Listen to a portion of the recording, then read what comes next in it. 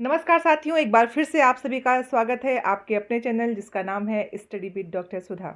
और आज आपके मार्गदर्शन के लिए आपके परीक्षा में चीज़ें कितनी सरल और सहायक हो सकती हैं उसके लिए आपके सामने हैं आदरणीय विपुल मिश्रा जी, समीक्षा अधिकारी, जो आपको अपने अनुभवों से जिस तरह उन्होंने अपनी पढ़ाई के दौरान जो जो चीज़ें की, परिश्रम किया और जिन चीज़ों को ध्यान में रख के अपनी परीक्षा में जिन बिंदुओं पे ध्यान रखा, आपसे चर्चा करेंगे। तो विपुल जी, आपका बहुत बहुत स्वागत है हमारे इस चैनल पर। बहुत बहुत आभार आदरणीय सुधा जी। और सर्वप्रथम मैं आपको इस बात के लिए बहुत ही बधाई देता हूं, क्योंकि ये बड़ा ही पुण्य का कार्य है जो आप कर रही हैं कि बच्चों का मार्गदर्शन कर रही हैं। विशेषकर जिस तरीके से आपने सिविल सर्विसेज या दूसरे जो भी एग्ज़ाम है उससे संबंधित, सिविल सर्विसेज या पीसीएस से संबंधित या आईएएस संबंधित या इवन आरओ एआरओ के एग्ज़ाम से संबंधित जिस तरह से आप मार्गदर्शन कर रही हैं, उसके लिए आप बधाई की पात्र हैं। मैं आपको और आपके चैनल को बहुत ही शुभकामनाएं प्रेषित करता हूं। और अब जैसा कि आप ये यहाँ पे हम लोग जो उपस्थित हुए हैं कि आरओ एआरओ पाठ्यक्रम या आरओ एआरओ की जो परीक्षा है उसके विषय में कुछ गाइडेंस करने के लिए या दिशा निर्देश देने के लिए मैं यहाँ पर उपस्थित हुआ हूँ। तो बच्चों, मैं आप लोगों को बताना चाहता हूँ कि ये जो हमारा जो पीसीएस का एग्ज़ाम है, जो बोला जाता है जो लोक सेवा आयोग का, जो लोक सेवा आयोग की जो पहचान है, पहले अपने 3 एग्ज़ामों की वजह से होती थी। मुख्यतः 3 परीक्षाएं होती थी। एक तो पीसीएस अपर लेवल होती थी, जिसे पीसीएस बोला जाता था। दूसरी लोअर परीक्षा होती थी और तीसरी जो इसकी पहचान होती थी वो आरओ एआरओ एग्जाम कारण होती थी। वैसे तो ये बहुत से चयन इसके माध्यम से होते हैं, लोक सेवा आयोग के माध्यम से, लेकिन और अब इस समय वर्तमान में जो कुछ परिवर्तन हुआ है, जो हमारा लोअर एग्जाम है उसके कुछ पद अधीनस्थ सेवा चयन आयोग में आ गए और कुछ जो है प्रॉपर पीसीएस जो अपर पीसीएस में आ गए। और दूसरा लेकिन आरओ एआरओ का जो एक बड़ा ही महत्वपूर्ण एग्जाम है, जिसके माध्यम से जो है सचिवालय के समीक्षा अधिकारी या लोक सेवा आयोग के समीक्षा अधिकारी या इवन राजस्व परिषद के समीक्षा अधिकारी, जो 3-4 हमारी संस्थाएं हैं, संवैधानिक संस्थाएं हैं, उनके जो समीक्षा अधिकारी हैं, इसके माध्यम से चयन हमारा आयोग के माध्यम से होता है। तो अब यहाँ जहाँ तक आरओ एआरओ की परीक्षा का प्रश्न है या इसमें चयन का प्रश्न है, तो ये 2 स्तरों पर होती है। एक प्रारंभिक परीक्षा होती है हमारी, एक मुख्य परीक्षा होती है। तो यहाँ पर जो हम कुछ चर्चाएं कर रहे हैं वो प्रारंभिक परीक्षा के विषय में मैं कर रहा हूँ। तो सर्वप्रथम कोई भी परीक्षा जिसकी हम तैयारी करते हैं, मुख्य रूप से उस पर हमें जो ध्यान देना होता है वो कि उसका पाठ्यक्रम क्या है, सिलेबस क्या है। क्योंकि हरि अनंत हरि कथा अनंता, अगर पाठ्यक्रम से हम इतर जाकर करते हैं तो फिर कोई था नहीं है ज्ञान की, या कोई जो विषय है, विषय वस्तु है, उसकी कोई था नहीं है। तो सर्वप्रथम हमें पाठ्यक्रम देखना होगा कि क्या हमारा पाठ्यक्रम है, और इसके साथ ही साथ तैयारी करने के प्रक्रम में जो प्रीवियस साल के, प्रीवियस ईयर्स के जो पेपर्स हैं हमारे, उनकी बड़ी महत्वपूर्ण भूमिका होती है। तो 2 चीज़ों पे हमें विशेष ध्यान रखना होगा। यही प्रारंभिक परीक्षा जो हमारी है, तो उसमें हमें सर्वप्रथम देखना होगा, प्रारंभिक परीक्षा के भी 2 एग्जाम, 2 पेपर होते हैं। 2 पेपर हैं। एक पहला पेपर हमारा होता है सामान्य अध्ययन, वस्तुनिष्ठ होता है दोनों, सामान्य अध्ययन वस्तुनिष्ठ, और दूसरा हमारा पेपर होता है सामान्य हिंदी प्रारंभिक परीक्षा, वो भी वस्तुनिष्ठ होता है। तो सामान्य अध्ययन जो वस्तुनिष्ठ होता है उसमें हमारे 8-10 टॉपिक होते हैं। उसमें ऐसे सामान्य विज्ञान से संबंधित प्रश्न होते हैं, विशेष रूप से हाई स्कूल लेवल तक के प्रश्न होते हैं। हाई स्कूल लेवल तक स्टैंडर्ड वही होता है, और कभी कभी इंटरमीडिएट लेवल के, लेकिन इंटरमीडिएट लेवल प्रश्न क्योंकि सामान्य ज्ञान है, कोई बहुत ही कोई विषय विशेषज्ञता की बात नहीं है, उसका नाम ही दिया है व्यवहारिक, सामान्य अध्ययन नाम दिया गया है। व्यवहारिक या अप्लाइड नॉलेज जो हमारा है उसका परीक्षण होता है। तो सामान्य विज्ञान से संबंधित होता है, भारत के इतिहास से संबंधित है, फिर भारतीय राष्ट्रीय आंदोलन उसी में आ जाता है, फिर भारतीय राजनीतिक व्यवस्था, संविधान की एक प्रारंभिक जो है, मैं एक प्रारंभिक मोटी मोटी जानकारी उससे संबंधित है, भारतीय अर्थव्यवस्था और संस्कृति, भारतीय कृषि, वाणिज्य और व्यापार, जनसंख्या का बहुत बड़ा इसमें होता है। फिर उत्तर प्रदेश स्पेशल उसमें ऐड हुआ है, इसमें उत्तर प्रदेश के विषय में भी जो है उसकी शिक्षा, संस्कृति, कृषि, उद्योग, व्यापार, इनसे संबंधित है। उत्तर प्रदेश उससे संबंधित भी जो है आपके वस्तुनिष्ठ प्रश्न में आते हैं। और अधुनातन और राष्ट्रीय अंतर्राष्ट्रीय घटनाक्रम जो है, उसमें भी जो करंट अफेयर जिसे कहते हैं, वो तो रहता ही है। विश्व भूगोल, भारत का भूगोल, इससे संबंधित प्रश्न रहते हैं। तो ये हाई स्कूल स्टैंडर्ड प्लस आपका फर्स्ट ईयर सेकेंड ईयर तक का, मतलब कुल मिलाकर, अगर जैसे इसीलिए बेसिक बताया जाता है, अगर एनसीईआरटी की बुक्स आप पढ़ते हैं, क्योंकि आज भी चाहे जो भी हम चाहे जो एग्ज़ाम के लिए या इवन हम पत्रिकाएं लेते हैं या गाइड बुक्स लेते हैं, लेकिन एनसीईआरटी का कोई अपना सानी नहीं है। एनसीईआरटी अगर आप एनसीईआरटी की बुक्स अगर, और एनसीईआरटी बुक्स नहीं, 6 से लेकर के 12 तक की अगर एनसीईआरटी आपने कमांड कर लिया तो फिर मैं समझता हूँ कि एक आप इस स्तर पर आप आ सकते हैं कि आप जो है प्रारंभिक परीक्षा आपकी बड़ी ही आसानी इस से, परीक्षा में आपको 6th स्टैंडर्ड से लेके 6th स्टैंडर्ड से लेकर, क्योंकि भाई देखिए 6th स्टैंडर्ड की भूगोल की एनसीईआरटी पढ़िए, जिस तरीके से देशांतर और अक्षांश रेखाओं के विषय में बिल्कुल बेसिक तरीके से समझा दिया गया है, वो आपको कहीं मिलता उलता नहीं है ऐसे समझाने से।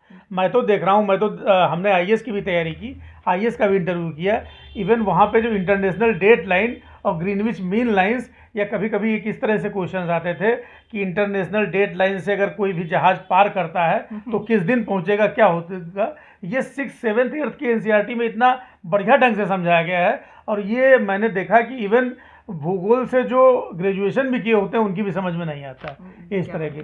तो ये मोटा मोटा मैंने आपको बताया कि सामान्य अध्ययन का सिलेबस क्या है और प्रीवियस ईयर्स के पेपर जी, उनको आप जो है उससे आपका ये पता लगेगा कि जो वस्तुनिष्ठ प्रश्नों का स्तर क्या है जी, आप समझ पाएंगे। हाँ, समझ पाएंगे।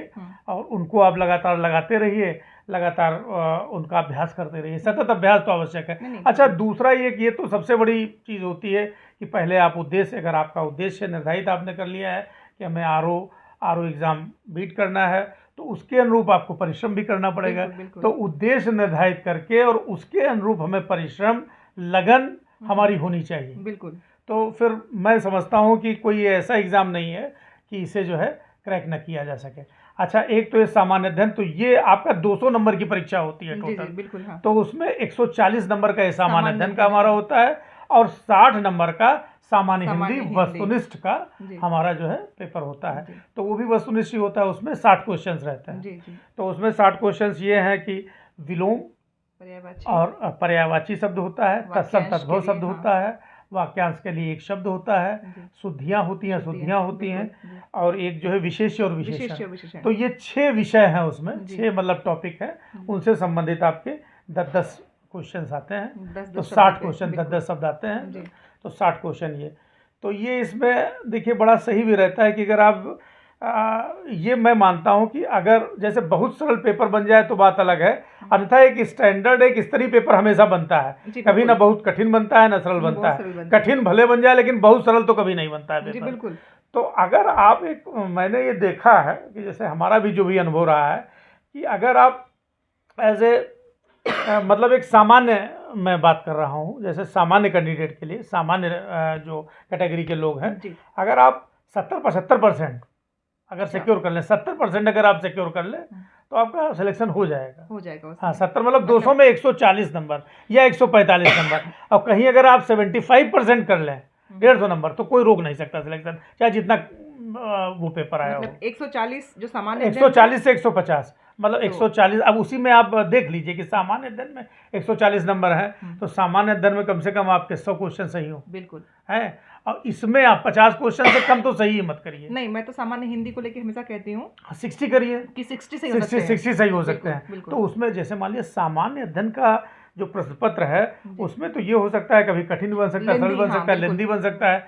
तो उसमें आपके 80-90 तक आ जाएं, इसमें भी मान लिया अगर 60 आ जाए तब तो खैर वो तो आपका होना ही होना है। मैं अपने चैनल पे हमेशा कहती हूँ कि जो ये 60 शब्द हैं आपके, ये आपके 60 नंबर आपको मिल सकते हैं सामान्य हिंदी में। बिल्कुल। और चूंकि मेरा सब्जेक्ट है हिंदी का, तो मेरा तो फोकस रहता है कि इन 60 नंबरों से बच्चे इधर उधर ना होने पाए। नहीं, बिल्कुल। ये अगर 60 नंबर इस तरह से अगर डिसाइड कर लिया जाए कि 60 नंबर हमारे इसमें आ जाए, और बहुत ही कठिन पेपर हो तो भी हम 90 नंबर उसमें पा जाए तो हमारे 150 नंबर होगा, आराम से सिलेक्शन हो जाएगा। आराम से सिलेक्शन होगा। मतलब इसकी स्ट्रेटजी इतनी इजी है, अगर ये स्ट्रेटजी का पालन किया जाए तो मैं समझता हूँ प्रारंभिक परीक्षा बीट करने में, सफल होने में कोई भी समस्या नहीं है। विपुल जी, आपने 3 बातों का यहाँ पे जो उल्लेख किया है, जो बहुत महत्वपूर्ण जो आपने बिंदु उठाए हैं कि सबसे पहले आपको अपने पाठ्यक्रम को याद रखना है कि पाठ्यक्रम क्या है। दूसरा, एनसीईआरटी 6 से लेके 12 तक की आपकी पूरी तैयार होनी चाहिए। और तीसरी प्रमुख जो आपने बात कही कि कैसे हमें अपने नंबरों को संयोजित करना है, सामान्य अध्ययन और सामान्य हिंदी के, कि हम इतने नंबर पा जाएं कि हमारा जो प्रारंभिक परीक्षा है वो हम सिलेक्ट हो जाएं। तो ये हो गई हमारी प्रारंभिक परीक्षा की बात। जी अब मान लीजिए आपके बच्चे 150 नंबर पाके प्रारंभिक परीक्षा को पास कर चुके हैं। जी। अब जब हम मुख्य परीक्षा में जाते हैं हम्म, तो विपुल जी, मैं आपसे जानना चाहूँगी कि जो आपका सामान्य हिंदी का पेपर, उसमें जो आपके मुख्य परीक्षा में है, सामान्य अध्ययन है, सामान्य हिंदी एवं आलेखन, जी उसके जो पेपर होते हैं, जो खंड एक में है शायद। हाँ, खंड एक में, मतलब ये आपका जैसे जो मुख्य परीक्षा का पाठ्यक्रम है, जी तो उसमें जो एग्ज़ाम हमारे होते हैं, जी तो एक तो हमारा सामान्य अध्ययन वस्तुनिष्ठ का ही होता वस्तुनिष्ठ है, है जी उसमें 120 क्वेश्चन आते हैं, जी वो 120 नंबर का होता है। जी। जो वस्तुनिष्ठ है, वस्तुनिष्ठ, वो भी वस्तुनिष्ठ ही है, जी जैसे जी, आपका प्रारंभिक परीक्षा का था इसका सामान्य अध्ययन का, वैसे ही इसका ये भी सामान्य अध्ययन वस्तुनिष्ठ का है 120 क्वेश्चन आते हैं, जी वो 120 नंबर का वस्तुनिष्ठ है। दूसरा आपका जो है 2.5 घंटे, ये आपका जो होता है 2.5 घंटे का परंपरागत जो है सामान्य हिंदी और आलेखन आलेखन का होता होता है, है जी जी तो ये भी आपका ये 120 नंबर का है। जी। तो ये इसमें जैसे इसमें 5 क्वेश्चन रहते हैं मुख्यतः, अच्छा जो मुख्य परीक्षा R O A R O की मैं बात जो कर जी रहा जी हूँ, तो उसमें सामान्य पहला जो होगा, कोई ना गद्यांश दिया होगा, जी उसका जो है आपका जो उसके सारांश लिखना है, जी प्लस जो है उसका शीर्षक, जी और उसी के उस गद्यांश से 3 रेखांकित अंश होते हैं, रेखांकित 3 या अंश होते 4, हैं जी जी, तो उनकी आपको व्याख्या करनी व्याख्या रहती करनी होती है है। तो ये होता है क्वेश्चन। जी दूसरा क्वेश्चन इनका होता है जी कि एक जो सरकारी पत्र या शासकीय पत्र होता है, उसका सारणीय रूप में लेखन होता है। जी कि जी सरकारी पत्र होता है तो उसका उसका पत्र का, जैसे पत्र का पत्र क्रमांक होता है, पत्र का दिनांक होता है, किस दिनांक को पत्र इशू किया गया है, जी, और पत्र का किसके द्वारा इशू, कहाँ से, मतलब प्रेषक कौन है उसका, प्रस्तुति परिस्थिति है कौन है जी उसका, जी, विषय वस्तु कौन है, पावती कौन है, हाँ पावती बिल्कुल कौन है, तो जी ये जी। पूरा एक टेबुलर फॉर्म में लिखा जाता है। तो विपुल जी, इसमें एक मेरा प्रश्न है, जैसे मान लीजिए हम बच्चों को जब पत्र आलेखन पढ़ाते हैं, तो जो हमारा एक स्क्रिप्ट उसका एक होता है, मान लीजिए उसका एक तरीका है, एक ब्यौरा जो हम देते हैं, प्रारूप जी जिसकी हम बात जी करते हैं, तो उस प्रारूप में शासकीय हो चाहे अर्धशासकीय पत्र हो, जी उसका जी, सिर्फ प्रारूप ही कुछ ना कुछ बदलता है, बस शब्दों के बस हाँ, उसमें तो जो है, जी जो ये आलेखन में, ये तो हमने सार्डियन की बात कर रहे थे, जी उसके बाद जो पत्राचार आएगा, तो वो 8 तरह के पत्र हैं उसमें जी आपके। तो उसमें पहला जो, उसमें भी 3 आपके कॉलम रहते हैं। जैसे पहले जो पहला बिंदु है, जी तो उसमें शासकीय और शासकीय अर्धशासकीय पत्रों में से पूछा जाएगा, जी कोई एक पत्र पूछा जाएगा। जी फिर दूसरा है कार्यालय आदेश, ज्ञाप और परिपत्र, इनमें से कोई एक आएगा। 3 कार्यालय, करने होंगे, अच्छा, तो कार्यालय उसमें हाँ, आदेश, आबलिक ज्ञाप, आबलिक परिपत्र, इन उसमें तीनों से में से एक कोई एक करना जी, रहेगा। फिर जो चौथा रहेगा, विज्ञप्ति या टिप्पण रहेगा, या प्रतिवेदन या अनुस्मारक रहेगा। इसमें से आपको हाँ, एक करना तो है तीन हमें विभिन्न प्रकार के पत्र जो है, जी, औपचारिक और अनौपचारिक, वो हमें करने रहते हैं। अधिकतर सरकारी पत्र हैं तो सब औपचारिक ही पत्र होते औपचारिक ही हैं। होंगे अर्धशासकीय पत्र थोड़ा सा अनौपचारिक हाँ, होता है, वो भी शासकीय ही है, बस थोड़ा लेकिन सा कुछ थोड़ा सा जी जी, जो है वो अनौपचारिक उसमें होता है। अर्धशासकीय लगा दिया है तो बता बस दिया है बस कि बस शासकीय है बस जी बस जी शासकीय डेमी ऑफिशियल हो जाता है जी वो। जी जी बिल्कुल तो ये जो है आपके इनमें से वो होता है। ये भी एक निश्चित इसका प्रारूप होता है, जैसा कि अभी आपने बताया, जी एक निश्चित प्रारूप पे लिखे जाते हैं। कोई ऐसी इसमें भी कोई समस्या नहीं है, बिल्कुल जी और सतत अभ्यास से, कुछ अभ्यास करके इसमें भी बहुत आराम से अच्छे नंबर लाए जा सकते हैं। फिर एक चौथा प्रश्न इसमें होता है, पारिभाषिक शब्दावली का होता है। जी तो उसमें अंग्रेजी से हिंदी जो है, जैसे प्रशासनिक शब्दावली है, जी जी, विधि से संबंधित है, न्याय से संबंधित है, उन या शब्दों के कार्यालयी हैं है। जैसे अनुमोदन हुआ है, जी, तो अनुमोदन का इंग्लिश में इंग्लिश में अप्रूवल क्या होगा, हाँ है, बिल्कुल, स्पष्टीकरण एक्सप्लेनेशन। स्पष्ट, हाँ तो या तो बिल्कुल, एक्सप्लेनेशन आपको दे दिया जाएगा, या उसका पुस्तक देते स्पष्टीकरण, या स्पष्टीकरण अप्रूवल दे दिया जाएगा। जी, इसी तरह बहुत से, जैसे मतलब कार्यालय में जो आपको काम करना हाँ है यूज उसको करना, आपको पूरा आना चाहिए जी जैसे रिमाइंडर है, जी, तो उसका पूछ लिया गया हिंदी, अनुस्मारक, हाँ अनुस्मारक, जी जी डेमी ऑफिशियल लेटर। जी, तो इसी तरह से वो अंग्रेजी से हिंदी, हिंदी से अंग्रेजी, अंग्रेजी जी ये होता है। और मुहावरे पूछ लिए जाते हैं, जी, वो भी 5 मुहावरे पूछे जाते हैं, जी, 5-5 शब्दों पूछे पाँच जाते हैं। पाँच शब्द के लिए और इसी से 10-15 नंबर का या 20 आपका नंबर का उनमें ज्ञान, कंप्यूटर ज्ञान का कंप्यूटर होता ज्ञान है। होता है जी तो ये है एक रूपरेखा जो है आपकी जी सामान्य हिंदी के पेपर की है। जी और फिर जो आपका इसी में वस्तुनिष्ठ भी होता है, सामान्य हिंदी का भी जी वस्तुनिष्ठ होता है, वो भी 60 नंबर का होता है। जी लेकिन उसमें टॉपिक आपके 5 कर दिए जाते हैं जी, बस, वही और उस 6-6 शब्द होते हैं। और वो है वही चीज़, हाँ, वही जो चीज़ है। प्रारंभिक परीक्षा में प्रारंभिक है परीक्षा वही, में हाँ हाँ, उसमें पर्यायवाची को हटा के और सब जो विषय है वही लिया गया, पांचों टॉपिक पांचों है टॉपिक वही, और एक पर्यायवाची हटा दिया गया जी है। जी जी बिल्कुल तो ये चीज़ हो गया। फिर उसके बाद हिंदी निबंध निबंध बचता है, तो वो जी भी 3 भागों में विभाजित है। जी पहला साहित्य और संस्कृति का है, जी, दूसरा कृषि, व्यापार, अर्थव्यवस्था, विज्ञान से संबंधित है, वही सामान्य हिंदी, सामान्य अध्ययन को लिया है हाँ यहाँ पे सामान्य अध्ययन को। और तीसरा आपका जो योजनाएं हैं या करंट अफेयर से संबंधित जी प्रश्न हो जी जाते जी हैं, उनमें से एक 3 निबंध आपको लिखने रहेंगे जी 600 शब्दों में, ये है। तो ये पूरी स्ट्रेटजी होती है। तो इस तरह से क्रैक किया जा सकता है और असंभव कुछ भी नहीं है अगर आप सोच लें। बिल्कुल। जहाँ चाह है वहाँ राह राह है। है। आप तो कवित्री नहीं है, खुद मोटिवेशनल है। और बच्चों को थोड़ा सा मैं एक बताना चाहता हूँ कि भाई देखिए, परिश्रम हमेशा करना रहता है। जी। और अगर आप परिश्रम कर रहे हैं और लगन है आपके अंदर, ललक है, जिजीविषा है, तो आप निश्चित रूप से, इसमें कोई दो राय नहीं कि आप जो है सफल ना हो सके। बिल्कुल बिल्कुल। लेकिन बशर्ते ये जूझने की, जैसे जूझने का, बिल्कुल कहते हैं ना कि लोग बिल्कुल पगला जाते हैं। मैंने लोगों को देखा है मेहनत करते हुए, परिश्रम करते हुए, बिल्कुल कि पाना मतलब है। बिल्कुल पाना ही है हमें। जी जी एक जुनून, जैसे कि जुनूनी आदमी, जी। तो वो जुनून अगर है, जैसे एक बस दो तीन पंक्तियां मैं कहना चाहता हूँ नहीं, बच्चों जरूर को। जरूर, मोटिवेशनल है तो हाँ, बिल्कुल। हाँ। तो कंचन सा निखरने को जलना हमें पड़ेगा। ये आपके कंचन अनुभव कंचन सा निखरने को जलना हमें पड़ेगा, बनने को स्वर्ण जैसा गलना हमें पड़ेगा। हालात भला होते अनुकूल कब किसी के, धीमे ही सही फिर भी चलना हमें क्या बात पड़ेगा। है। तो हम उस रास्ते पर बढ़ते जाएं, भले ही धीमे ही चलें। और सबसे बड़ी बात क्या है, उद्देश्य करके निश्चित अड़ना हमें पड़ेगा। वाह। उद्देश्य करके निश्चित अड़ना हमें पड़ेगा। होगी कठिन चढ़ाई, चढ़ना हमें पड़ेगा। जीवन में सफलता का बस मार्ग एक यही है, कर्तव्य पथ पे हरदम बढ़ना हमें पड़ेगा। तो ये है कि बच्चों जो है अपना उद्देश्य निर्धारित करिए। सिलेबस, जैसे आर ओ की परीक्षा है या कोई भी परीक्षा है, सिलेबस लीजिए, पिछले साल के क्वेश्चन पेपर लीजिए, ऑथेंटिक प्रमाणिक बुक्स लीजिए, उनसे तैयारी करिए और बिल्कुल लगन से कि बिल्कुल हमें क्रैक कर ही देना है। बिल्कुल जुट जाइए तो ऐसा कोई भी चीज़ है कि सफलता असंभव नहीं है। ये सफलता बड़ी आसान हो जाती है, राहें बहुत आसान हो जाती है। बिल्कुल। सफलता और असफलता के बीच में बस आपका वो जोश, आपका वो जुनून, जैसा आपने अपनी कविता में कहा कि आपको स्वयं परिश्रम करना है, आपको अपने राह को आसान स्वयं बनाना है। जिस दिन आपने ठान लिया कि ये परिश्रम मेरे अपनी जिम्मेदारी है और उस जिम्मेदारी को समझते हुए जो अपने कर्तव्य को पालित करते हैं, आप कर्तव्य का पालन करते हैं, तो आपकी सफलता आप तक खुद चल के आती है। तो आप सभी को हम जो आप लोगों से मुलाकात करवाते हैं, जो आपसे बात करते हैं, सिर्फ इसीलिए कि जो कंटेंट है वो तो मैं अपने चैनल पे दूंगी ही दूंगी बच्चों को कि कैसे पढ़ना है। बाकी आप लोग तो उसमें लेक्चर लेंगे ही लेंगे। और मैं चाहूँगी कि हमारे साथियों के लिए आप लोग अपना जो कंटेंट है उसको ज़रूर बताएं, बच्चों को बताने की कोशिश करेंगे, उसके लिए मैं ज़रूर बुलाऊंगी आपको। लेकिन आज जो पिपुल जी आपने सबसे महत्वपूर्ण बात की कि जलना हमें पड़ेगा, और उस जलने का मतलब यहाँ पे आपको अपने ऊपर ऐसा कुछ नहीं करना है। जलने का मतलब कि जो जोश है, जो वो जुनून है, जो आपको आपके उस उद्देश्य तक लेके जाता है। क्योंकि आज की परीक्षा हमारी है आर ओ की, जिसकी हम बात कर रहे हैं।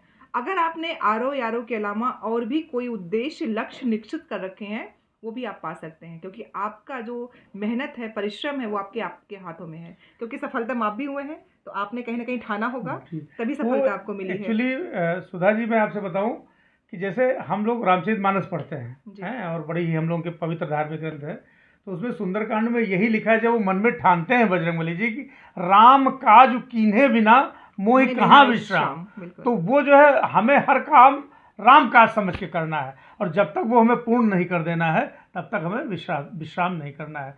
राम की शक्ति पूजा में निराला जी ने क्या कहा, शक्ति की करो मौलिक कल्पना, करो पूजन, छोड़ दो समर जब तक न सिद्धि हो रघुनंदन, कि तब तक हमें जुटे रहना लगना है जब तक हम सफल न हो जाए। तभी जय होगी जय है पुरुषोत्तम नवीन, तभी हम जो है जय प्राप्त करेंगे। जो ये आपके सफलतम लोग होते हैं, जब ये आपको मोटिवेट करते हैं, तो ये मोटिवेशन इसलिए नहीं कि उनको सफलता मिली है, उस सफलता के संघर्ष में जो उन्होंने दिन देखे हैं और जिस तरह अपने मन के मनोबल को बढ़ाया है कि हम कर सकते हैं। अभी निराला जी की बात हुई, यहाँ पे गोस्वामी जी की बात हुई, तो जब जय होनी है तो उस जय होने के रास्ते में हम कितना अपना परिश्रम कर सकते हैं, ये आपके हाथ में है। तो सफलता पाने के लिए आपको परिश्रम करना है, और उस परिश्रम के रास्ते में हम आपकी जो गाइडेंस कर सकते हैं, जो गाइड करेंगे, उसके लिए उपस्थित हैं।